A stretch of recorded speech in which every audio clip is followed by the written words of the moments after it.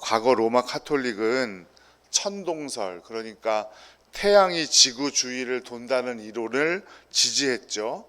그래서 지동설, 지구가 태양 주위를 돈다는 주장을 하는 학자들을 죽이기도 했고요. 또 갈릴레오와 같은 학자에게는 권력을 이용해서 강압적으로 다시금 천동설을 지지하도록 만들기도 했습니다. 그러니까 로마 카톨릭은 왜 이런 주장을 했냐? 이게 어디서 나온 주장이냐면 성경 여호수아 10장에서 나온 주장이에요. 천동설이 맞다. 왜냐하면 이스라엘과 아모리 간의 전쟁을 하는데 여호수아가 하나님께 기도하죠. 뭐라고 기도합니까? 태양이 멈추게 해달라고 기도합니다. 이것을 근거로 태양이 지구를 도는 거지 지구가 태양이 도는 게 아니다, 이렇게 주장을 한 거예요.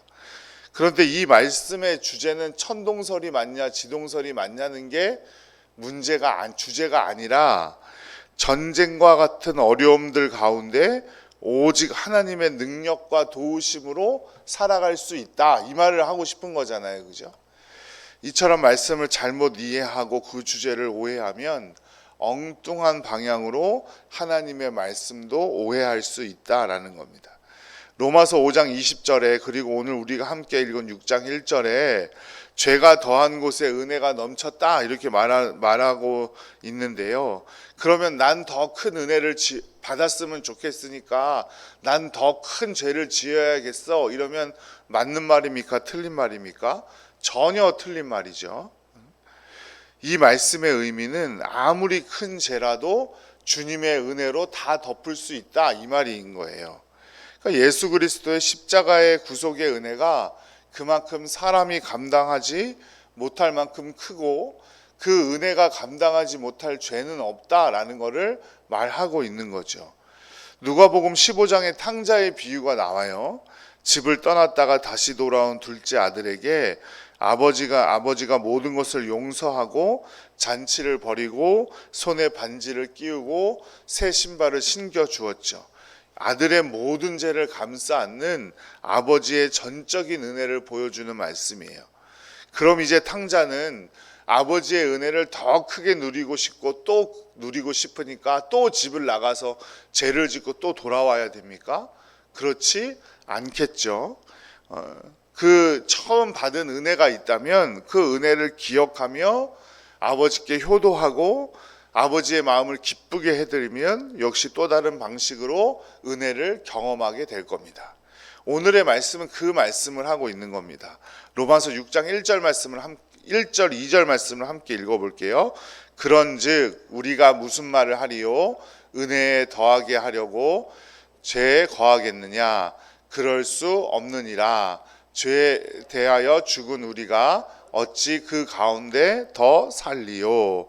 아멘. 그러니까 우리의 죄가 너무나 큰데 예수 그리스도 십자가의 구속의 은혜로 용서함을 받았다고 믿는다면 우리는 또 죄를 지어야 될 게 아니라 어떻게 해야 돼요?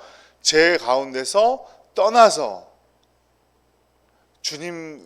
주님께 용서받은 사람답게 살아가야 된다, 그 말을 하고 있는 겁니다.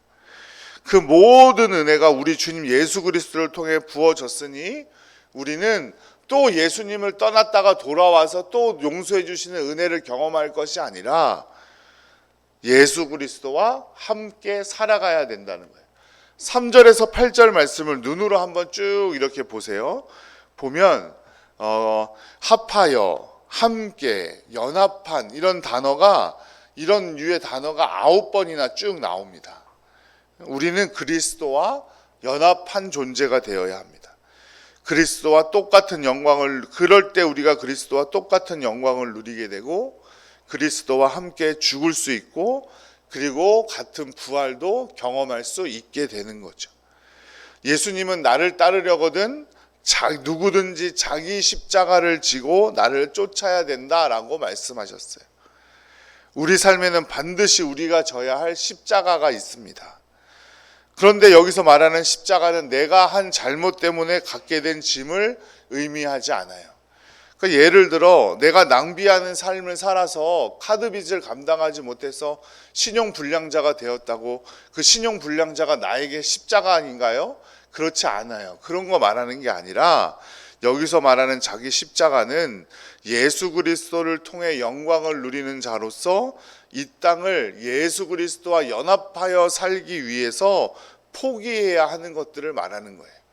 이를테면 조금 더 쉬고 싶은데 교회에 나와 예배를 드리고 헌신해야 하는 것, 내가 조금 먹지 못하고 편한 것을 누리지 못하더라도 교회를 위해 그리고 주님을 위해 헌금하는 것, 우리 자녀들 같은 경우에는 친구들과 좀 더 놀고 싶지만 예수님을 더 알기 위해 말씀을 보고 예배에 오는 것들, 이런 것들을 말하는 거예요. 이게 우리의 십자가예요. 좋은 것만 예수님께 딱 뽑아 먹고 버려서는 안 된다는 거예요. 예수 그리스도와 연합한 자라면 어려움도 감당할 수 있어야 하고 포기할 수 있는 것도 포기할 수 있어야 한다는 거예요. 그 가운데 분명히 주님께서 또 다른 은혜를 주실 줄로 믿습니다. 내가 이만큼이나 했으니까 예수님도 이만큼 복 주셔야 하고, 자신이 하는 것은 하나도 생각하지 않고 조금만 안 좋은 일이 있어도 예수님이 계신 것 맞냐고 생난리를 피우고 이 땅에서 믿지 않는 사람들과 똑같이 악다구니를 쓰고 살아가서는 안 된다는 겁니다. 한국 교회가 성장이 멈추고 오히려 점점 교인들의 수가 줄어들게 된 가장 큰 이유는 자기들의 십자가를 지지 않으려고 해서 그래요. 그래서 기독교를 보고 2만 불의 종교라고 하는 겁니다. 왜냐하면 2만 불이 되면 서비스업이 활성화되고 어디를 가도 자기를 위해 주는 사람들을 많이 만날 수 있기 때문이에요. 돈만 지불하면. 그래서 기독교라는 그 종교와 믿음을 돈을 내면 무슨 자판기처럼 자기를 위해 주는 사람들이 텅텅 튀어나오는 것 같이 생각하게 되고, 그러니 기독교는 힘을 잃게 되는 겁니다. 그렇다면 우리가 어떻게 살아가야 되는지 6장 4절 말씀에서 말하고 있습니다. 함께 읽겠습니다. 그러므로 우리가 그의 죽으심과 합하여 세례를 받음으로 그와 함께 장사되었나니 이는 아버지의 영광으로 말미암아 그리스도를 죽은 자 가운데서 살리심과 같이 우리로 또한 새 생명 가운데서 행하게 하려 함이라. 새 생명 가운데서 행하게 하려 함이라. 예수 그리스도의 죽음과 연합할 때 우리는 새 생명을 얻을 수 있고 부활의 영광도 취할 수 있다, 이 말입니다. 그 가운데 조금의 어려움은 있겠죠. 하지만 그 어려움을 감당하는 것, 내가 포기할 수 있는 것 포기하는 것, 그것이 바로 예수님이 말씀하신 자기 십자가를 지는 것입니다. 로마서 6장 8절과 9절 말씀을 함께 읽어보겠습니다. 만일 우리가 그리스도와 함께 죽었으면 또한 그와 함께 살 줄을 믿노니 이는 그리스도께서 죽은 자 가운데서 살아나셨음에 다시 죽지 아니하시고 사망이 다시 그를 주장하지 못할 줄을 알미로라. 아멘. 우리가 주님 안에 살아갈 때 조금의 어려움이 있고 포기해야 할 것들이 있지만 그럼에도 불구하고 그것을 다 감당하고 예수 그리스도와 연합한 삶을 살아갈 때 우리는 부활에도 참여할 수 있게 된다라는 말씀이에요. 그리스도와 함께 죽은 사람은 그리스도와 함께 부활할 줄로 믿습니다. 예수님은 죽은 자 가운데서 다시 살아나셔서 다시는 죽음을 경험하지 않으셨어요. 사망이 주님을 삼킬 수 없으므로 우리도 마찬가지로 어떻게 할 수도 없을 줄로 믿습니다. 육신의 죽음은 예수님 다시 오실 때까지 어쩔 수 없겠지만 우리의 영은 절대 사망에 지배당하지 않습니다. 그래서 사도 바울은 죄에 대해서는 죽고 하나님을 위해서 살라고 선언하고 있어요. 내 원래 모습이나 성격대로 하자면 그 모든 것들 불가능합니다. 하지만 예수 그리스도와 함께 하기 때문에 가능할 줄로 믿습니다. 그리고 절대로 사망이 다시는 우리를 괴롭히지 못할 줄로 믿습니다. 6장 11절 말씀 함께 읽죠. 이와 같이 너희도 너희 자신을 죄에 대하여는 죽은 자요 그리스도 예수 안에서 하나님께 대하여는 살아있는 자로 여길지어다. 아멘. 그리스도인은 예수 그리스도와의 연합을 통해서 부활을 경험하고 살아가는 존재들입니다. 이것이 바로 죄에 대해 죽었다는 선언이고 하나님께서 우리에게 주신 엄청난 능력과 약속인 줄로 믿습니다. 하나님이 원하시는 거룩하고 의로운 삶을 이전과는 전혀 다르게 힘있게 살 수 있게 되었다는 것입니다. 그런데 성도들은 자꾸 예수 그리스도와 연합하는 것, 예수 그리스도 안에 있는 것, 이런 거를 신뢰하지 못하니까 자꾸 스스로 무언가를 하려고 하고 그러면서 여전히 죄의 유혹에서 넘어가며 사는 거죠. 나에게 놀라운 무기가 있는데도 불구하고 그것을 의심하지 않고 의심해서 사용하지 않고 계속 적에게 당하고만 있는 겁니다.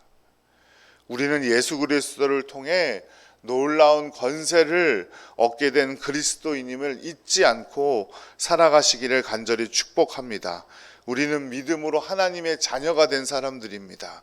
믿음으로 하나님의 자녀로 삼아주신 하나님께서 우리를 위해 수많은 일들 해결할 능력과 권세를 주시지 않았겠습니까? 그러니 그리스도인으로서의 삶을 충실히 살아가는 복된 성도님들 되시기를 바랍니다.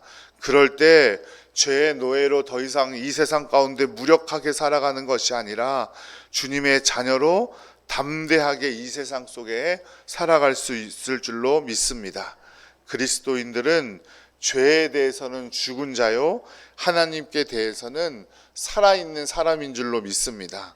우리 속에는 죄와 싸울 수 있는 강력한 예수 그리스도의 은혜의 힘이 있습니다. 그러니 예수 그리스도를 따라 살아가고 예수 그리스도를 통해서 이 땅에서 죄와 담대히 맞서기를 간절히 바랍니다.